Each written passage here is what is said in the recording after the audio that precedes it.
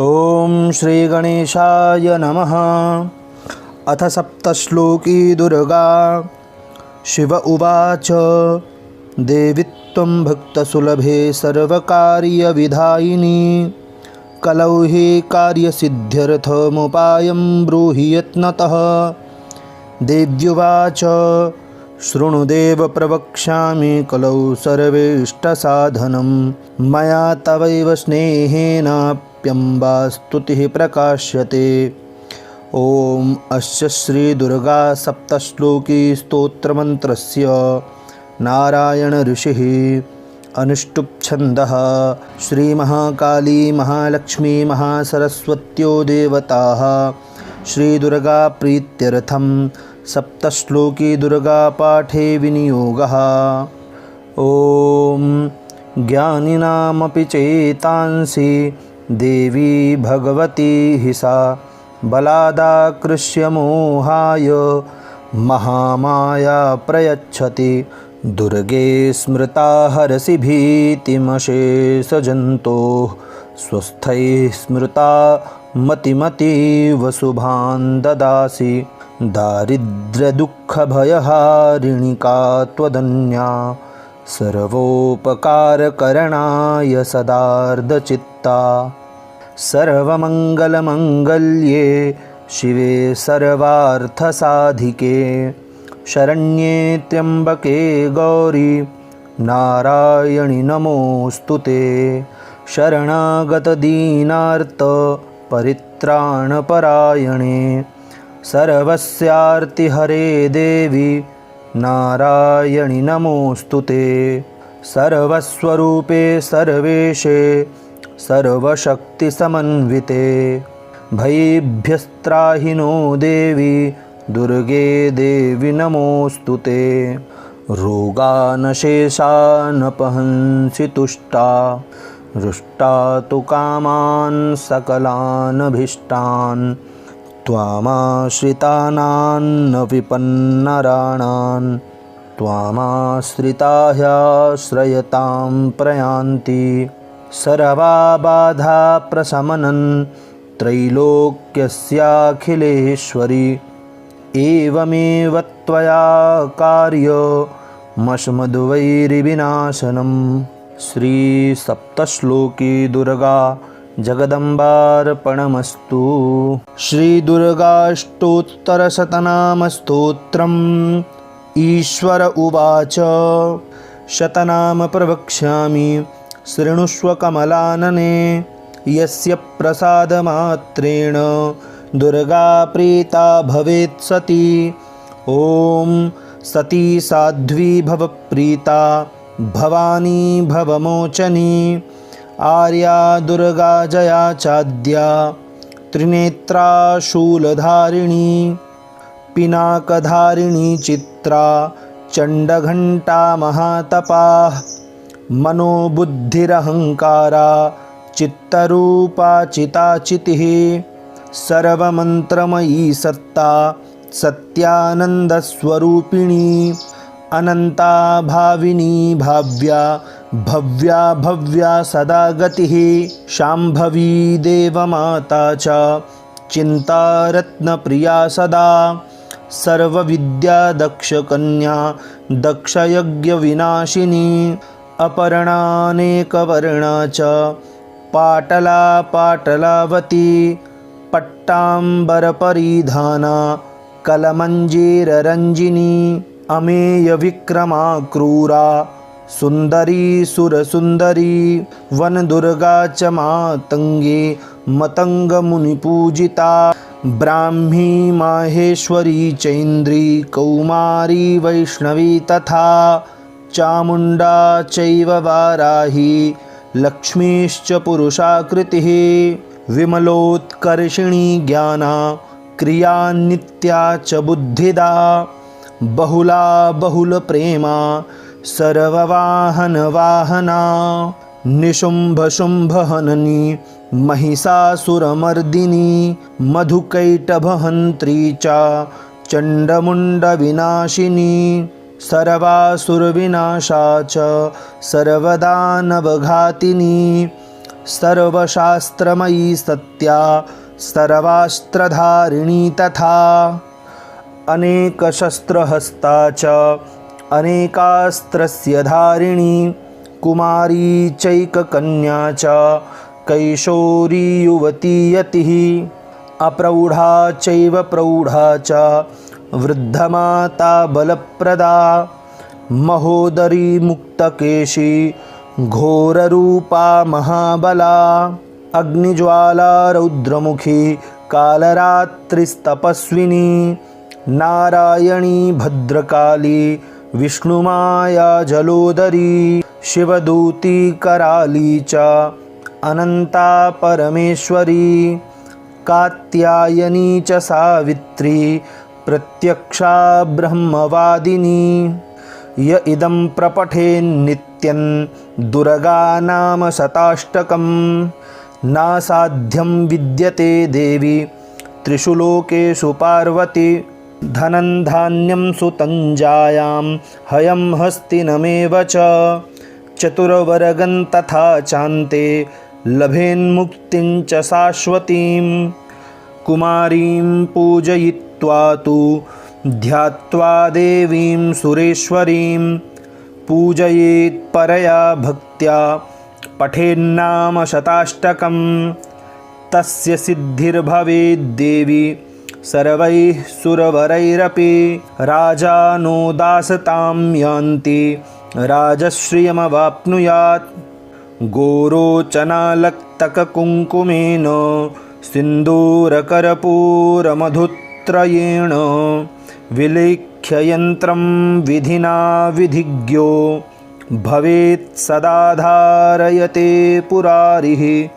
भौमा वास्या निशामग्रे चन्द्रे शतभिषाङ्गते विलिख्य प्रपठेत् स्तोत्रं स भवेत् सम्पदां पदम् श्री विश्वसारतंत्रे दुर्गाष्टोत्तरशतनाम स्तोत्रम श्री जगदम्बार्पणमस्तु। पाठ विधि। साधक स्नान करके पवित्र हो, आसन शुद्धि की क्रिया संपन्न करके शुद्ध आसन पर बैठ जाएं तथा अपने साथ में शुद्ध जल, पूजन सामग्री और श्री दुर्गा सप्तशती की पुस्तक रखें। पुस्तक को अपने सामने काष्ठ आदि के शुद्ध आसन पर विराजमान कर दें।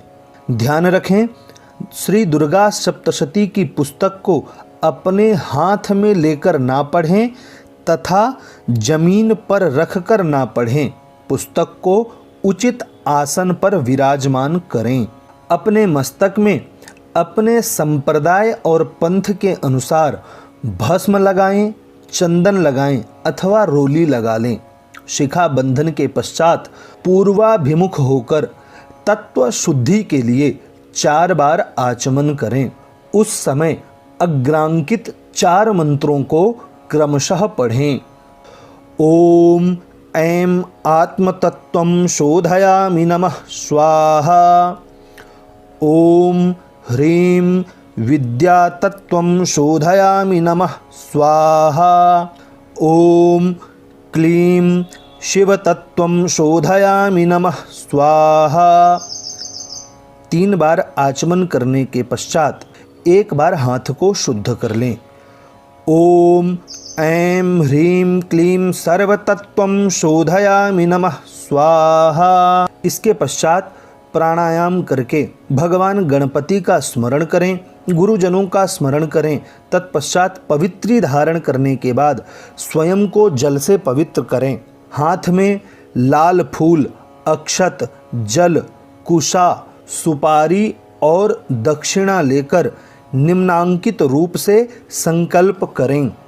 ओम जले विष्णु, थले विष्णु, विष्णु पर्वतमस्तके, ज्वालामाला कुले विष्णु, सर्वं विष्णुमयं जगत्।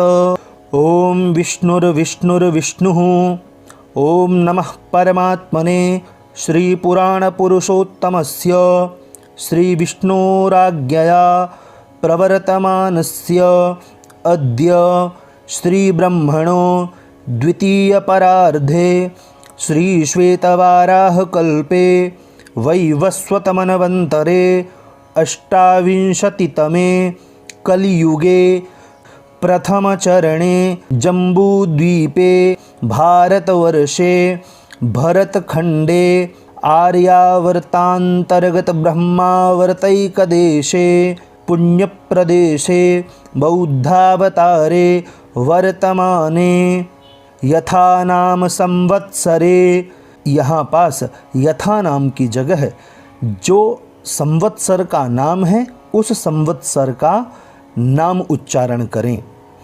अमुकायने, जहाँ जहाँ अमुक शब्द का प्रयोग किया जाए वहाँ वर्तमान काल गणना का स्मरण करें।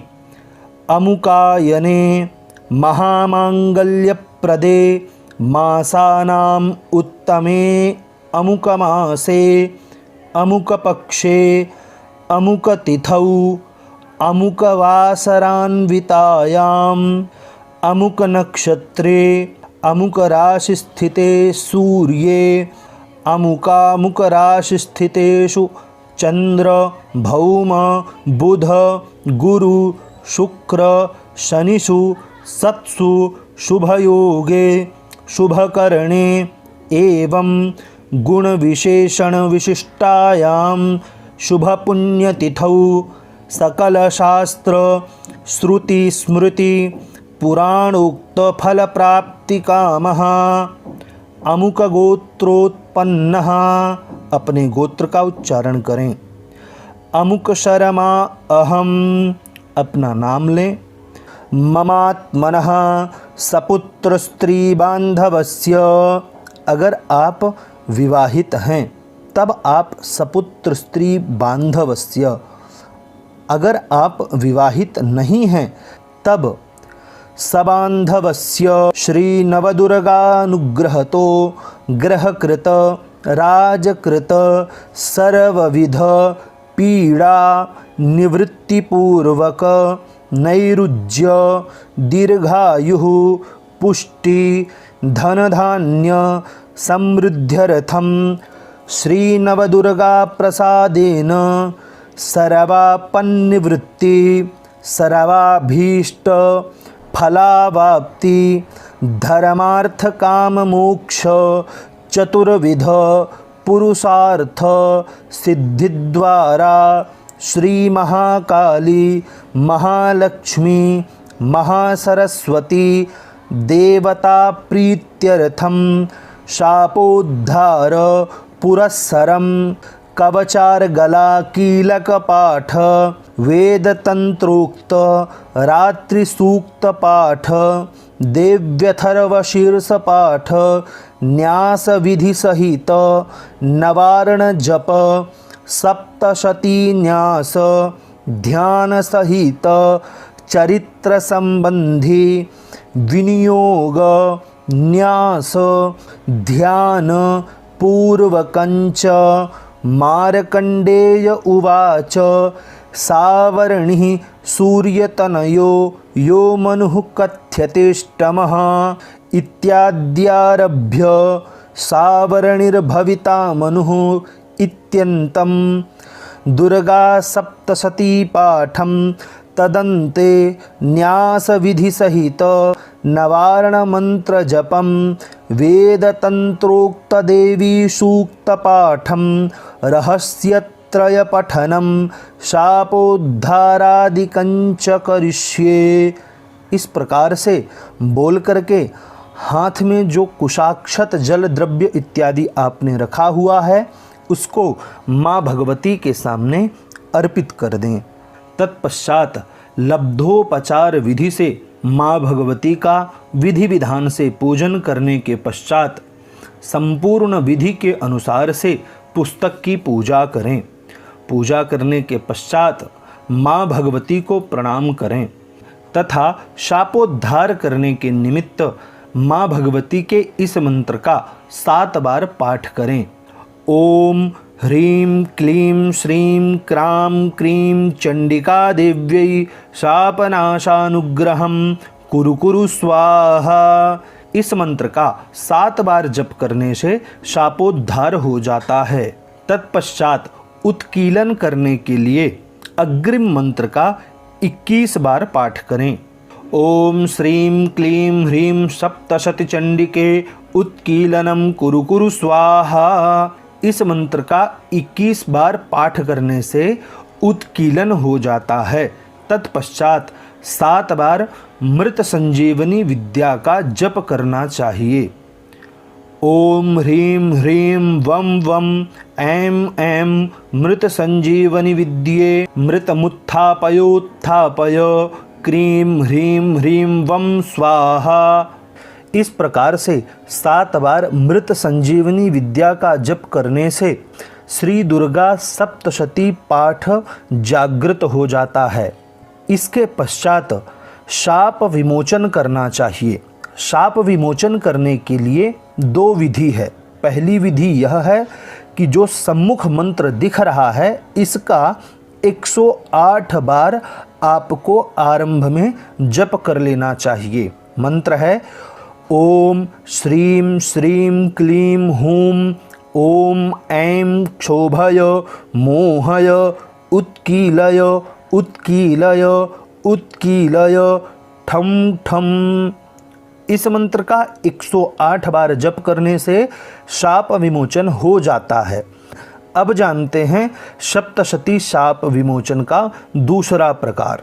हाथ में जल लेकर के कहें ओम अस्य श्री चंडिकाया ब्रह्म वशिष्ठ विश्वामित्र शाप विमोचन मंत्रस्य वशिष्ठ नारद संवाद सामवेदाधिपति ब्रह्माण ऋषयः सर्वैश्वर्यकारिणी श्री दुर्गा देवता चरित्रत्रयं बीजं ह्रीं शक्तिः त्रिगुणात्मस्वरूप चंडिका शाप विमुक्तौ मम संकल्पित कार्य सिद्ध्यर्थे जपे विनियोगः।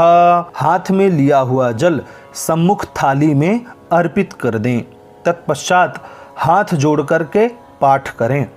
ओम ह्रीं रेतः स्वरूपिण्यै मधुकैटभमर्दिन्यै ब्रह्म वशिष्ठ विश्वामित्र शापाद् विमुक्ता भव। ओम श्रीं बुद्धिस्वरूपिण्यै महिषासुरसैन्यनाशिन्यै ब्रह्म वशिष्ठ विश्वामित्र शापाद् विमुक्ता भव। ओम रं रक्तस्वरूपिण्यै महिषासुरमर्दिन्यै ब्रह्म वशिष्ठ विश्वामित्र शापाद् विमुक्ता भव। ओम क्षुं क्षुधास्वरूपिण्यै देववन्दितायै ब्रह्म वशिष्ठ विश्वामित्र शापाद् विमुक्ता भव। ओम छां छायास्वरूपिण्यै दूतसंवादिन्यै ब्रह्म वशिष्ठ विश्वामित्र शापाद् विमुक्ता भव। ओम शं शक्तिस्वरूपिण्यै धूम्रलोचनघातिन्यै ब्रह्म वशिष्ठ विश्वामित्र शापाद् विमुक्ता भव। ओम त्रिं तुषास्वरूपिण्यै चण्डमुण्डवधकारिण्यै ब्रह्म वशिष्ठ विश्वामित्र शापाद् विमुक्ता भव। ओम क्षां क्षान्तिस्वरूपिण्यै रक्तबीजवधकारिण्यै ब्रह्म वशिष्ठ विश्वामित्र शापाद् विमुक्ता भव। ओम जां जातिस्वरूपिण्यै निशुम्भवधकारिण्यै ब्रह्म वशिष्ठ विश्वामित्र शापाद् विमुक्ता भव। ओम लं लज्जास्वरूपिण्यै शुम्भवधकारिण्यै ब्रह्म वशिष्ठ विश्वामित्र शापाद् विमुक्ता भव। ओम शां शान्तिस्वरूपिण्यै देवस्तुत्यै ब्रह्म वशिष्ठ विश्वामित्र शापाद् विमुक्ता भव। ओम श्रं श्रद्धास्वरूपिण्यै सकलफलदात्र्यै ब्रह्म वशिष्ठ विश्वामित्र शापाद् विमुक्ता भव। ओम कां कान्तिस्वरूपिण्यै राजवरप्रदायै ब्रह्म वशिष्ठ विश्वामित्र शापाद् विमुक्ता भव। ओम मां मातृस्वरूपिण्यै अनर्गलमहिमसहितायै ब्रह्म वशिष्ठ विश्वामित्र शापाद् विमुक्ता भव। ओम ह्रीं श्रीं दुन्दुर्गायै सर्वैश्वर्यकारिण्यै ब्रह्म वशिष्ठ विश्वामित्र शापाद् विमुक्ता भव। ओम ऐं ह्रीं क्लीं नमः शिवायै अभेद्यकवचस्वरूपिण्यै ब्रह्मवसिष्ठविश्वामित्रशापाद्विमुक्ता भव। ॐ क्रीं काल्यै काली ह्रीं फट् स्वाहायै ऋग्वेदस्वरूपिण्यै ब्रह्मवसिष्ठविश्वामित्रशापाद्विमुक्ता भव। ॐ ऐं ह्रीं क्लीं महाकाली महालक्ष्मी महासरस्वती स्वरूपिण्यै त्रिगुणात्मिकायै दुर्गादेव्यै नमः। इत्येवं हि महामन्त्रान् पठित्वा परमेश्वर चण्डीपाठं दिवारात्रौ कुर्यादेव न संशयः। एवं मन्त्रं न जानाति चण्डीपाठं करोति यः आत्मानं चैव दातारं क्षीणं कुर्यान्न संशयः। इसके पश्चात माँ भगवती को नमस्कार करें तथा कवच, अर्गला, कीलक, रात्रि सूक्त, अथर्व शीर्ष इत्यादि स्तुतियों का पाठ करने के पश्चात प्रथम अध्याय से लेकर के त्रयोदश अध्याय तक श्री दुर्गा सप्तशती का पाठ करें। तत्पश्चात अंत में भी तीनों रहस्य का पाठ करें, क्षमा याचना करें तथा सिद्ध कुंजिका स्तोत्र का पाठ करें। यथाशक्ति नवारण मंत्र का जप अवश्य करें। इस प्रकार से यह पाठ विधि संपूर्ण होती है। अथ देव्याः कवचम्। ओम अस्य श्री चंडी कवचस्य ब्रह्मा ऋषिः अनुष्टुप् छन्दः चामुण्डा देवता अंगन्यासोक्तमातरो बीजं दिग्बन्धदेवतास्तत्त्वं श्रीजगदम्बा प्रीत्यर्थे सप्तशती पाठाङ्गत्वेन जपे विनियोगः। ॐ नमश्चण्डिकायै। मार्कण्डेय उवाच ॐ यद्गुह्यं परमं लोके सर्वरक्षाकरणृणां यन्न कस्यचिदाख्यातं तन्मे ब्रूहि पितामह। ब्रह्मोवाच अस्ति गुह्यतमं विप्र सर्वभूतोपकारकं देव्यास्तु कवचं पुण्यं तच्छृणुष्व महामुने। प्रथमं शैलपुत्री च द्वितीयं ब्रह्मचारिणी तृतीयं चन्द्रघण्टेति कूष्माण्डेति चतुर्थकं पंचमं स्कन्दमातेति षष्ठं कात्यायनीति च सप्तमं कालरात्रीति महागौरीति चाष्टमं नवमं सिद्धिदात्री च नवदुर्गाः प्रकीर्तिताः। उक्तान्येतानि नामानि ब्रह्मणैव महात्मना अग्निना दह्यमानस्तु शत्रुमध्ये गतोरणे विषमे दुर्गमे चैव भयार्ताः शरणं गताः न तेषां जायते किञ्चिदशुभं रणसङ्कटे नापदन्तस्य पश्यामि शोकदुःखभयं नहि यैस्तु भक्त्या स्मृता नूनं तेषां वृद्धिः प्रजायते ये त्वां स्मरन्ति देवेशि रक्षसे तान्न संशयः। प्रेतसंस्था तु चामुण्डा वाराही महिषासना ऐन्द्री गजसमारूढा वैष्णवी गरुणासना माहेश्वरी वृषारूढा कौमारी शिखिवाहना लक्ष्मी पद्मासना देवी पद्महस्ता हरिप्रिया श्वेतरूपधरा देवी ईश्वरी वृषवाहना ब्राह्मी हंससमारूढा सर्वाभरणभूषिता इत्येता मातरः सर्वाः सर्वयोगसमन्विताः नानाभरणशोभाढ्या नानारत्नोपशोभिताः दृश्यन्ते रथमारूढा देव्यः क्रोधसमाकुलाः शङ्खं चक्रं गदां शक्तिं हलं च मुसलायुधं खेटकं तोमरं चैव परशुं पाशमेव च कुन्तायुधं त्रिशूलं च शारङ्गमायुधमुत्तमम् दैत्यानां देहनाशाय भक्तानां भयाय च धारयन्त्यायुधानीत्थं देवानां च हिताय वै नमस्तेस्तु महारौद्रे महाघोरपराक्रमे महाबले महोत्साहे महाभयविनाशिनी त्राहि मां देवि दुष्प्रेक्षे शत्रूणां भयवर्धिनी प्राच्यां रक्षतु मामैन्द्री आग्नेयामग्निदेवता दक्षिणेऽवतु वाराही नैऋत्यां खड्गधारिणी प्रतीच्यां वारुणी रक्षेद् वायव्यां मृगवाहिनी उदीच्यां पातु कौमारी ऐशान्यां शूलधारिणी ऊर्ध्वं ब्रह्माणि मे रक्षे दधस्ताद्वैष्णवी तथा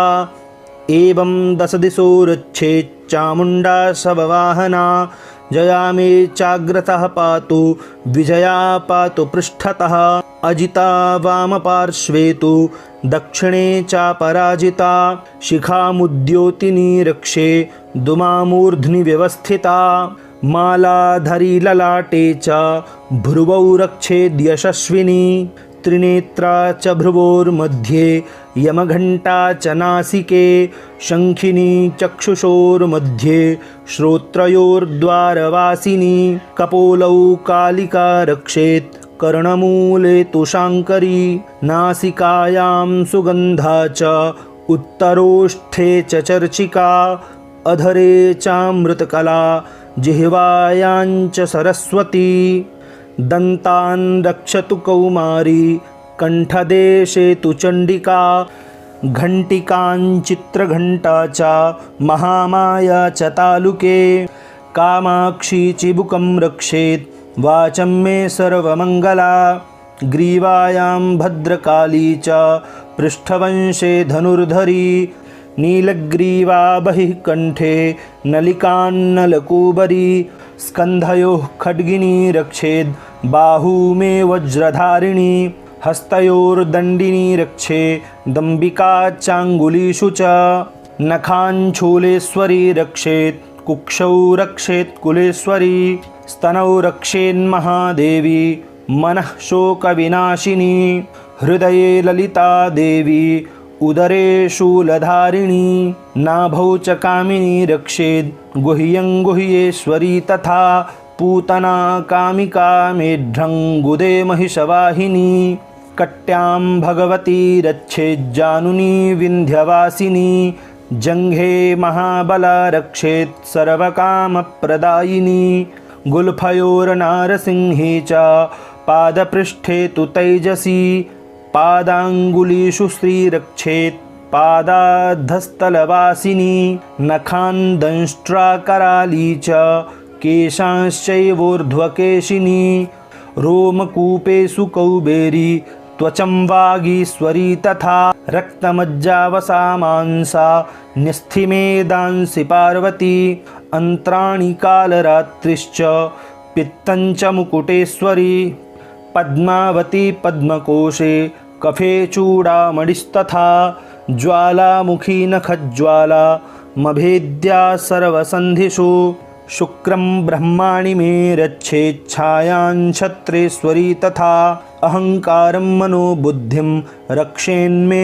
धर्मधारिणी प्राणापानौ तथा व्यानमुदानञ्च समानकं वज्रहस्ता च मे रक्षेत् प्राणं कल्याणशोभना रसे रूपे च गन्धे च शब्दे स्पर्शे च योगिनी सत्त्वं रजस्तमश्चैव रक्षेन्नारायणी सदा आयुरक्षतु वाराही धर्मं रक्षतु वैष्णवी यशः कीर्तिं च लक्ष्मीं च धनं विद्यां च चक्रिणी गोत्रमिन्द्राणि मे रक्षेत् पशून् मे रक्ष चण्डिके पुत्रान् रक्षेन्महालक्ष्मीर्भार्यां रक्षतु भैरवी पन्थानं सुपथा रक्षेन् मार्गं क्षेमकरी तथा राजद्वारे महालक्ष्मीर्विजया सर्वतः स्थिता रक्षाहीनं तु यत्स्थानं वर्जितं कवचेन तु तत्सर्वं रक्ष मे देवी जयन्ती पापनाशिनी पदमेकन्न गच्छेत्तु यदीच्छेच्छुभमात्मनः कवचेनावृतो नित्यं यत्र यत्रैव गच्छति तत्र तत्रार्थलाभश्च विजयः सर्वकामिकः यं यं चिन्तयते कामं तं प्राप्नोति निश्चितं परमैश्वर्यमतुलं प्राप्स्यते भूतले पुमान् निर्भयो जायते मर्त्यः संग्रामेष्वपराजितः त्रैलोक्ये तु भवेत् पूज्यः कवचेनावृतः पुमान् इदं तु देव्याः कवचं देवानामपि दुर्लभं यः पठेत् प्रयतो नित्यं त्रिसन्ध्यं श्रद्धयान्वितः दैवी कला भवेत् तस्य त्रैलोक्ये स्वपराजितः जीवेद् वर्षशतं साग्रमपमृत्युविवर्जितः नश्यन्ति व्याधयः सर्वे लूता विस्फोटकादयः स्थावरं जङ्गमं चैव कृत्रिमं चापि यद्विषम् अभिचाराणि सर्वाणि मन्त्रयन्त्राणि भूतले भूचराः खेचराश्चैव जलजाश्चोपदेशिकाः सहजा कुलजा माला डाकिनी शाकिनी तथा अन्तरिक्षचरा घोरा डाकिन्यश्च महाबलाः ग्रहभूतपिशाचाश्च यक्षगन्धर्वराक्षसाः ब्रह्मराक्षसवेतालाः कूष्माण्डा भैरवादयः नश्यन्ति दर्शनात् तस्य कवचे हृदि संस्थिते मानोन्नतिर्भवेद्राज्ञस्तेजो वृद्धिकरं परम् यशसा वर्धते सोऽपि कीर्तिमण्डितभूतले जपेत् सप्तशतीं चण्डीं कृत्वा तु कवचं पुरा यावद्भूमण्डलं धत्ते सशैलवनकाननं तावत् तिष्ठति मेदिन्यां सन्ततिः पुत्रपौत्रिकी देहान्ते परमं स्थानं यत्सुरैरपि दुर्लभं प्राप्नोति पुरुषो नित्यं महामाया प्रसादतः लभते परमं रूपं शिवेन सह मोदते। ॐ देव्याः कवचं श्रीजगदम्बार्पणमस्तु। अथार्गलास्तोत्रम्। ॐ अस्य श्री अर्गलास्तोत्रमन्त्रस्य विष्णुर्ऋषिः अनुष्टुप् छन्दः श्रीमहालक्ष्मीर्देवता श्रीजगदम्बा प्रीतये सप्तशतीपाठाङ्गत्वेन जपे विनियोगः। ॐ नमश्चण्डिकायै। मार्कण्डेय उवाच ॐ जयन्ती मङ्गला काली भद्रकाली कपालिनी दुर्गा क्षमा शिवा धात्री स्वाहा स्वधा नमोऽस्तु ते। जय त्वं देवी चामुण्डे जय भूतार्तिहारिणि जय सर्वगते देवी कालरात्रि नमोऽस्तु ते। मधुकैटभविद्रावि विधात्रिवरदे नमः। रूपं देहि जयं देहि यशो देहि द्विषो जहि महिषासुरनिर्णाशि भक्तानां सुखदे नमः।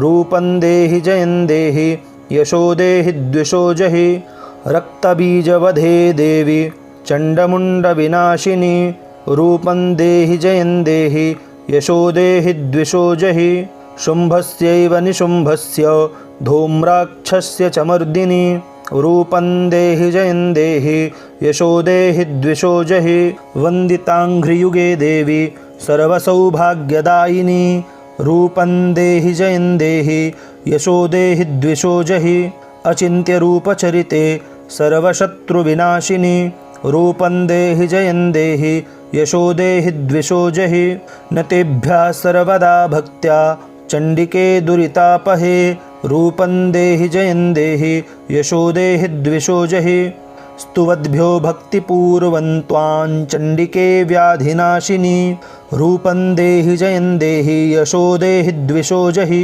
चण्डिके सततं ये त्वामर्चयन्तीह भक्तितः रूपं देहि जयं देहि यशो देहि द्विषो जहि देहि सौभाग्यमारोग्यं देहि मे परमं सुखं रूपं देहि जयं देहि यशो देहि द्विषो जहि विधेहि द्विषतान्नासं विधेहि बलमुच्चकैः रूपं देहि जयं देहि यशो देहि द्विषो जहि विधेहि देवि कल्याणं विधेहि परमां श्रियं रूपं देहि जयं देहि यशो देहि द्विषो जहि सुरासुरशिरोरत्ननिघृष्टचरणेऽम्बिके रूपं देहि जयं देहि यशो देहि द्विषो जहि विद्यावन्तं यशस्वन्तं लक्ष्मीवन्तं जनं कुरु रूपं देहि जयं देहि यशो देहि द्विषो जहि प्रचण्डदैत्यदर्पघ्ने चण्डिके प्रणताय मे रूपं देहि जयं देहि यशो देहि द्विषो जहि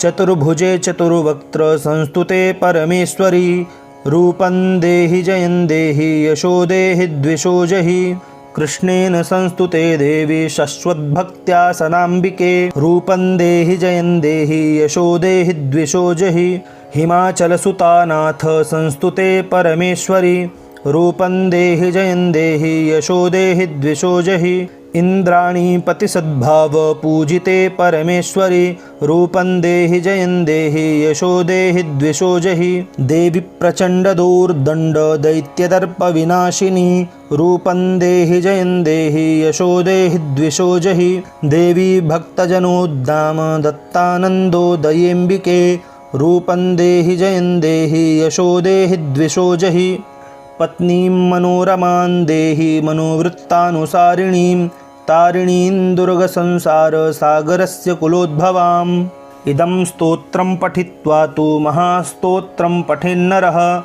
स तु सप्तशतीसङ्ख्या वरमाप्नोति सम्पदाम् ॐ देव्या अरगलास्तोत्रं श्रीजगदम्बार्पणमस्तु अथ कीलकम् ॐ अस्य श्रीकीलकमन्त्रस्य शिवऋषिः अनुष्टुप्-छन्दः श्रीमहासरस्वती देवता श्रीजगदम्बा प्रीत्यर्थं सप्तशतीपाठाङ्गत्वेन जपे विनियोगः।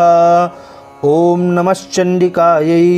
मार्कण्डेय उवाच ॐ विशुद्धज्ञानदेहाय त्रिवेदी दिव्यचक्षुषे श्रेयः प्राप्तिनिमित्ताय नमः सोमार्धधारिणे सर्वमेतद्विजानीयान् मन्त्राणामभिकीलकं सोऽपि क्षेममवाप्नोति सततं जाप्य तत्परः सिद्ध्यन्त्युच्चाटनादीनि वस्तूनि सकलान्यपि एतेन स्तुवतां देवी स्तोत्रमात्रेण सिद्ध्यति न मन्त्रो नौषधं तत्र न किञ्चिदपि विद्यते विना जाप्येन सिद्ध्येत सर्वमुच्चाटनादिकं समग्राण्यपि सिद्ध्यन्ति लोकशङ्कामिमां हरः कृत्वा निमन्त्रयामास सर्वमेवमिदं शुभं स्तोत्रं वै चण्डिकायास्तु तच्च गुप्तं चकारसः समाप्तिर्न च पुण्यस्य तां यथावन्नियन्त्रणां सोऽपि क्षेममवाप्नोति सर्वमेवन्न संशयः कृष्णायां वा चतुर्दश्यामष्टम्यां वा समाहितः ददाति प्रतिगृह्णाति नान्यथैषा प्रसीदति इत्थं रूपेण कीलेन महादेवेन कीलितं यो निष्कीलां विधायैनान्नित्यं जपति संस्फुटं स सिद्धः सगणः सोऽपि गन्धर्वो जायते नरः न चैवाप्यटतस्तस्य भयं क्वापि ह जायते नापमृत्युवशं याति मृतो मोक्षमवाप्नुयात् ज्ञात्वा प्रारभ्य कुर्वीत न कुर्वाणो विनश्यति ततो ज्ञात्वैव सम्पन्नमिदं प्रारभ्यते बुधैः सौभाग्यादि च यत्किञ्चिद् दृश्यते ललनाजने तत्सर्वं तत्प्रसादेन तेन जाप्यमिदं शुभं शनैस्तु जप्यमानेऽस्मिन् स्तोत्रे सम्पत्तिरुच्चकैः भवत्येव समग्रापि ततः प्रारभ्यमेव तत् ऐश्वर्यं यत्प्रसादेन सौभाग्यारोग्यसम्पदः शत्रुहानिः परो मोक्षः स्तूयते सा न किञ्जनैः। ॐ देव्याः कीलकस्तोत्रं श्रीजगदम्बार्पणमस्तु।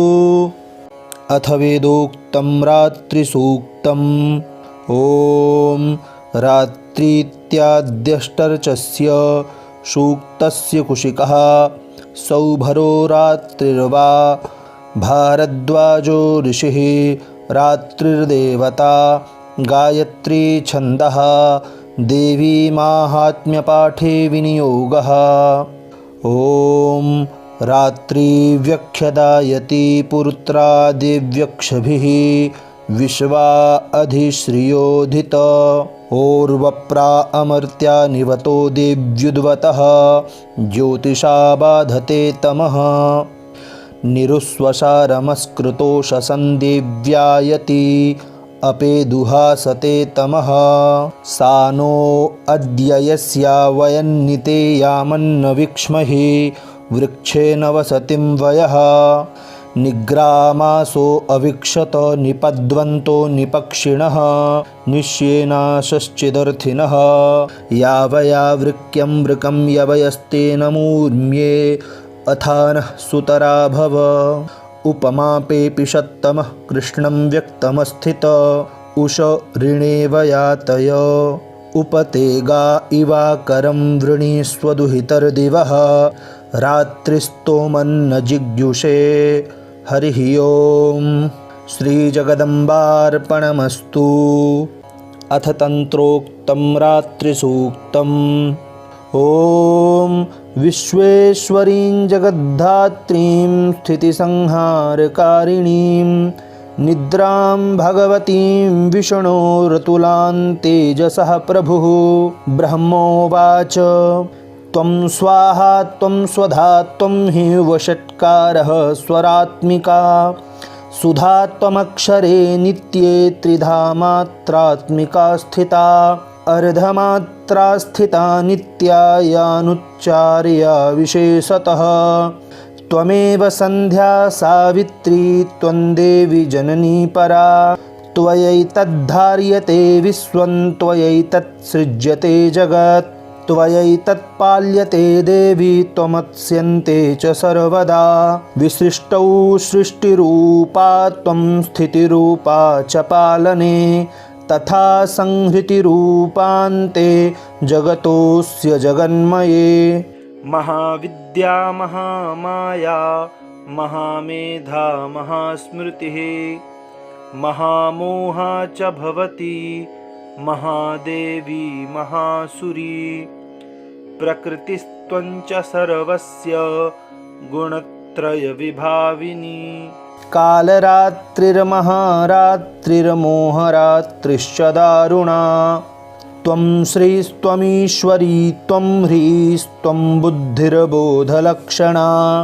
लज्जा पुष्टिस्तथा तुष्टिस्त्वं शान्तिः क्षान्तिरेव च। खड्गिनी शूलिनी घोरा गदिनी चक्रिणी तथा। शङ्खिनी चापिनी बाणभुषुण्डी परिघायुधा। सौम्या सौम्यतरा शेष सौम्येभ्यस्त्वतिसुन्दरी। परापराणां परमा त्वमेव परमेश्वरी। यच्च किञ्चित् क्वचिद्वस्तु सद्सद्वाखिलात्मके तस्य सर्वस्य या शक्तिः सा त्वं किं स्तूयसे तदा। यया त्वया जगत्सृष्टा जगत्पात्यत्तियो जगत्। सोऽपि निद्रावशन्नीतः कस्त्वां स्तोतुमिहेश्वरः। विष्णुः शरीरग्रहण महमीशान एव च। कारितास्ते यतोऽतस्त्वां कः स्तोतुं शक्तिमान् भवेत्। सा त्वमित्थं प्रभावैः स्वैरुदारैर्देवि संस्तुता। मोहयैतौ दुराधर्षा वसुरौ मधुकैटभौ। प्रबोधं च जगत्स्वामी नीयतामच्युतो लघु। बोधश्च क्रियतामस्य हन्तुमेतौ महासुरौ। रात्रिसूक्तं जगदम्बार्पणमस्तु। श्रीदेव्यथर्वशीर्षम्।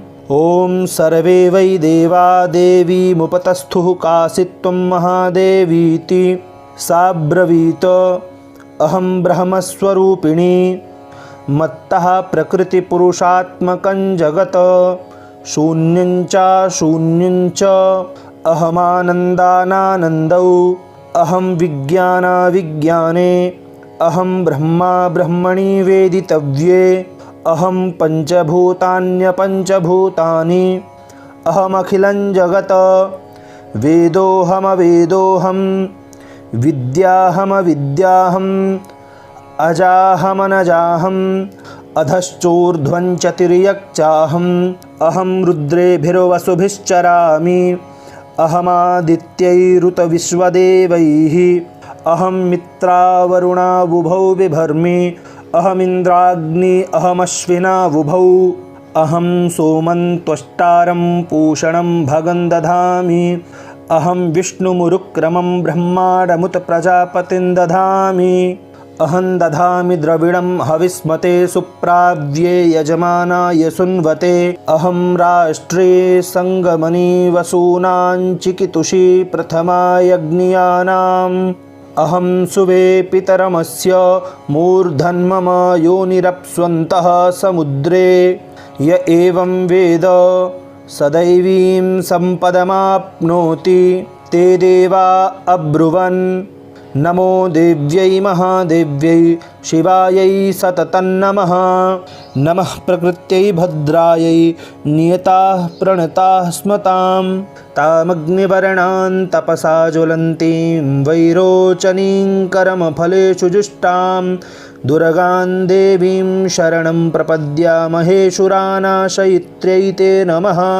देवीं वाचमजनयन्त देवास्तां विश्वरूपाः पशवो वदन्ति, सा नो मन्द्रेशमूर्जन्दुहाना धेनुर्वागस्मान्नुपसुष्टुतैतु, कालरात्रिं ब्रह्मस्तुतां वैष्णवीं स्कन्दमातरं, सरस्वतीमदितिं दक्षदुहितरं नमामः पावनां शिवां, महालक्ष्म्यै च विद्महे सर्वशक्त्यै च धीमहि, तन्नो देवी प्रचोदयात्, अदितिर्ह्यजनिष्टदक्षया दुहिता तव, तान् देवा अन्वजायन्त भद्रा अमृतबन्धवः, कामो योनिः कमला वज्रपाणिर्गुहाहसा मातरिश्वाभ्रमिन्द्रः, पुनर्गुहा सकला मायया च पुरुच्यैषा विश्वमाता दिविद्योम्, एषात्मशक्तिः एषा विश्वमोहिनी,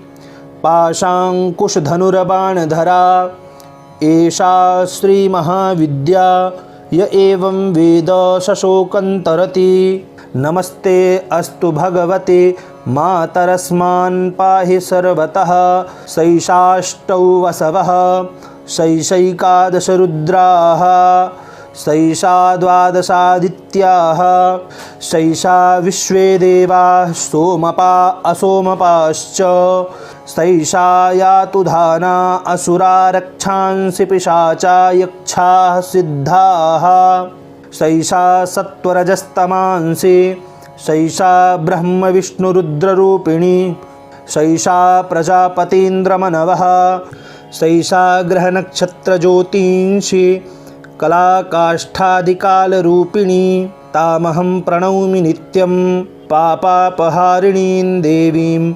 भुक्तिमुक्तिप्रदायिनीं, अनन्तां विजयां शुद्धां शरण्यां शिवदां शिवां, वियदीकारसंयुक्तं वीतिहोत्रसमन्वितम्, अर्धेन्दुलसितं देव्या बीजं सर्वार्थसाधकम्, एवमेकाक्षरं ब्रह्म यतयः शुद्धचेतसः, ध्यायन्ति परमानन्द मया ज्ञानाम्बुराशयः, वाङ्माया ब्रह्मसूस्तस्मात् षष्ठं वक्त्रसमन्वितं, सूर्यो वामश्रोत्रबिन्दो संयुक्तष्टात् तृतीयकः, नारायणेन सम्मिश्रो वायुश्चाधरयुक्ततः, विच्चेन्नवार्णकोर्णः स्यान् महदानन्ददायकः, हृत्पुण्डरीकमध्यस्थां प्रातः सूर्यसमप्रभां,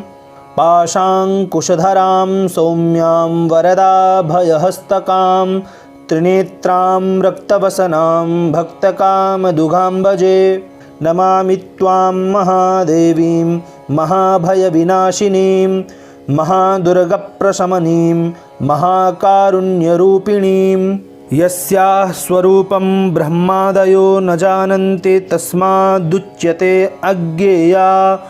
यस्या अन्तो न लभ्यते तस्मादुच्यते अनन्ता। यस्या लक्ष्यं नोपलक्ष्यते तस्मादुच्यते अलक्ष्या। यस्या जननं नोपलभ्यते तस्मादुच्यते अजा। एकैव सर्वत्र वर्तते तस्मादुच्यते एका। एकैव विश्वरूपिणी तस्मादुच्यते नैका। अत एवोच्यते अज्ञेयानन्ता लक्ष्या जैका नैकेति। मंत्राणां मातृका देवी शब्दानां ज्ञानरूपिणी। ज्ञानानां चिन्मयातीता शून्यानां शून्यसाक्षिणी। यस्याः परतरन्नास्ति सैषा दुर्गा प्रकीर्तिता। तान् दुर्गान् दुर्गमान् देवीन् दुराचारविघातिनीं नमामि भवभीतोऽहं संसारार्णवतारिणीम्। इदमथर्वशीर्षं योधीते स पञ्चाथर्वशीर्षजपफलमाप्नोति। इदमथर्वशीर्षमज्ञात्वा योर्चां स्थापयति शतलक्षं प्रजप्त्वापि सोर्चासिद्धिं न विन्दति। शतमष्टोत्तरं चास्य पुरश्चर्या विधिः स्मृतः।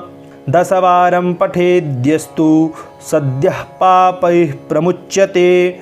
महादुर्गाणि तरति महादेव्याः प्रसादतः। सायमधियानो दिवसकृतं पापन्नाशयति। प्रातरधियानो रात्रिकृतं पापन्नाशयति। सायं प्रातः प्रयुञ्जानो अपापो भवति। निशीथे तुरीयसन्ध्यायां जप्त्वा वाक्सिद्धिर्भवति। नूतनायां प्रतिमायां जप्त्वा देवता सान्निध्यं भवति। प्राणप्रतिष्ठायां जप्त्वा प्राणानां प्रतिष्ठा भवति। भौमाश्विन्यां महादेवी सन्निधौ जप्त्वा महामृत्युं तरति। स महामृत्युन्तरति य एवं वेद इत्युपनिषत्। ॐ सहनाववतु सहनौ भुनक्तु सह वीर्यङ्करवावहै। तेजस्विनावधीतमस्तु मा विद्विषावहै। ॐ शान्तिः शान्तिः शान्तिः सुशान्तिर्भवतु। श्रीजगदम्बार्पणमस्तु। अथ नवार्णविधिः। श्रीगणपतिर्जयति। ॐ अस्य श्रीनवार्णमन्त्रस्य ब्रह्मविष्णुरुद्रा ऋषयः गायत्र्युष्णिगनुष्टुभ्यश्छन्दांसि। श्रीमहाकाली महालक्ष्मी महासरस्वत्यो देवताः। ऐं बीजं ह्रीं शक्तिः क्लीं कीलकम्। श्रीमहाकाली महालक्ष्मी महासरस्वती प्रीत्यर्थे जपे विनियोगः ऋष्यादिन्यासः। ब्रह्मा विष्णुरुद्र ऋषिभ्यो नमः। शिरसि गायत्र्युष्णिगनुष्टुप्छन्दोभ्यो नमः। मुखे महाकाली महालक्ष्मी महासरस्वती देवताभ्यो नमः। हृदि ऐं बीजाय नमः। गुह्ये ह्रीं शक्तये नमः। पादयोः क्लीं कीलकाय नमः। नाभौ ॐ ऐं ह्रीं क्लीं चामुण्डायै विच्चे। हस्तौ प्रक्षाल्यः करन्यासः। ॐ ऐं अङ्गुष्ठाभ्यां नमः। ॐ ह्रीं तर्जनीभ्यां नमः। ॐ क्लीं मध्यमाभ्यां नमः। ॐ चामुण्डायै अनामिकाभ्यां नमः।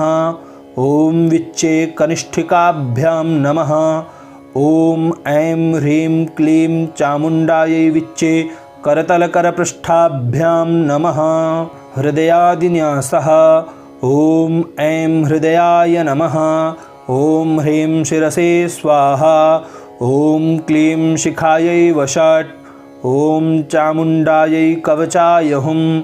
ॐ विच्चे नेत्रत्रयाय वौषट्।